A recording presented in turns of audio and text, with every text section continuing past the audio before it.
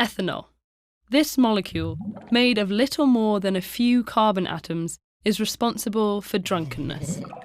Often simply referred to as alcohol, ethanol is the active ingredient in alcoholic beverages. Its simplicity helps it sneak across membranes and nestle into many different nooks, producing a wide range of effects compared to other, clunkier molecules. So how exactly does it cause drunkenness? And why does it have dramatically different effects on different people? To answer these questions, we'll need to follow alcohol on its journey through the body. Alcohol lands in the stomach and is absorbed into the blood through the digestive tract, especially the small intestine. The contents of the stomach impact alcohol's ability to get into the blood, because after eating, the pyloric sphincter, which separates the stomach from the small intestine, closes. So the level of alcohol that reaches the blood after a big meal might only be a quarter that from the same drink on an empty stomach.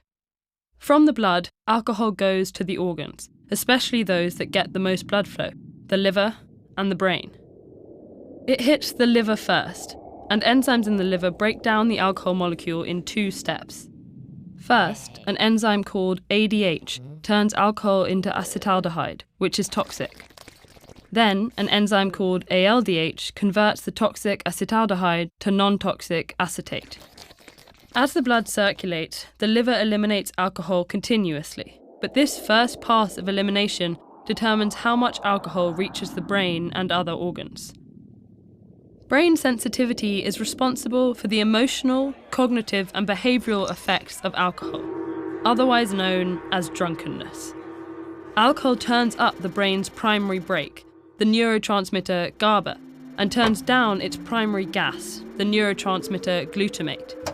This makes neurons much less communicative, and users feel relaxed at moderate doses, fall asleep at higher doses, and can impede the brain activity necessary for survival at toxic doses. Alcohol also stimulates a small group of neurons that extends from the midbrain to the nucleus accumbens, a region important for motivation. Like all addictive drugs, it prompts a squirt of dopamine in the nucleus accumbens, which gives users a surge of pleasure. Alcohol also causes some neurons to synthesize and release endorphins. Endorphins help us to calm down in response to stress or danger. Elevated levels of endorphins contribute to the euphoria and relaxation associated with alcohol consumption. Finally, as the liver's breakdown of alcohol outpaces the brain's absorption, drunkenness fades away.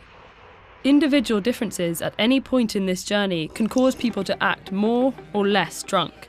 For example, a man and a woman who weigh the same and drink the same amount during an identical meal will still have different blood alcohol concentrations, or BACs. This is because women tend to have less blood. Women generally have a higher percentage of fat, which requires less blood than muscle. A smaller blood volume carrying the same amount of alcohol means the concentration will be higher for women. Genetic differences in the liver's alcohol processing enzymes also influence BAC, and regular drinking can increase production of these enzymes, contributing to tolerance. On the other hand, those who drink excessively for a long time may develop liver damage, which has the opposite effect. Meanwhile, genetic differences in dopamine, GABA, and endorphin transmission may contribute to risk for developing an alcohol use disorder. Those with naturally low endorphin or dopamine levels may self-medicate through drinking. Some people have a higher risk for excessive drinking due to a sensitive endorphin response that increases the pleasurable effects of alcohol. Others have a variation in GABA transmission that makes them especially sensitive to the sedative effects of alcohol, which decreases their risk of developing disordered drinking.